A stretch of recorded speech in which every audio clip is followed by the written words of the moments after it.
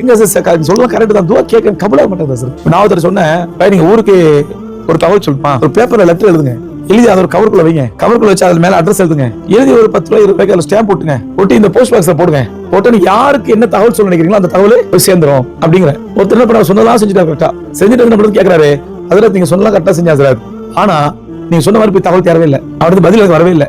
அது இல்ல நீங்க தகவல் கரெக்டா சொல்லுங்க, அவருக்கு உங்களுக்கு பதில் வரும். இல்ல அது சொன்னலாம் செஞ்சா சார், என்ன செஞ்சீங்க, பேப்பர்ல எழுத சொன்னீங்களே, ஆமா என் தேவை பூரா எழுதுனேன், கவர்ல வைக்க சொன்னீங்களே, ஆமா வச்சேன், கவர் ஒட்ட சொன்னீங்களே ஒட்டினேன், பேர் எழுத சொன்னீங்களே, பேர் அட்ரஸ் எழுதுனேன், நாங்க பின்கோடு எழுதிட்டீங்களா, பின்கோடு எழுதுனேன், வீட்டு நம்பர் எழுதிட்டீங்களா, வீட்டு நம்பர் எழுதிட்டேன், பாருங்க போட்டோ எடுத்து காட்டுங்க, எல்லாம் செஞ்சிட்டீங்களா, எல்லாம் செஞ்சுட்டேன், அப்பயே போல. ஆனா எல்லாம் செஞ்சு பக்கத்துல குப்பை தொட்டி சால போட்டேன், தபால் பெட்டில போடாம குப்பை பெட்டில போட்டேன். அப்ப நாம இன்னைக்கு இதுதான் செஞ்சிருக்கோம், துவா விஷயத்துல துவா செய்யறோம், கோரிக்கை எழுதுறோம் அல்லாட்ட. ஆனால் நான் ஒழுங்கா அட்ரஸ் எழுதுனா, ஒழுங்கா ஸ்டாம்ப் போட்டனா, ஒழுங்கா பாக்ஸ்ல போட்டனா, போஸ்ட் பாக்ஸ்ல போட்டனா, இல்ல பக்கத்துல ஒரு சஜஷன் பாக்ஸ் அதுல போட்டு விட்டனா, இதெல்லாம் பாக்குறது இல்ல.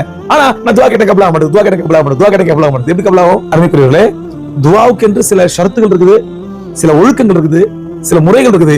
அந்த முறையெல்லாம் கரெக்டா ஃபாலோ பண்ணி செய்யுங்க, துவா கண்டிப்பா கபலா இன்ஷா அல்லாஹ்.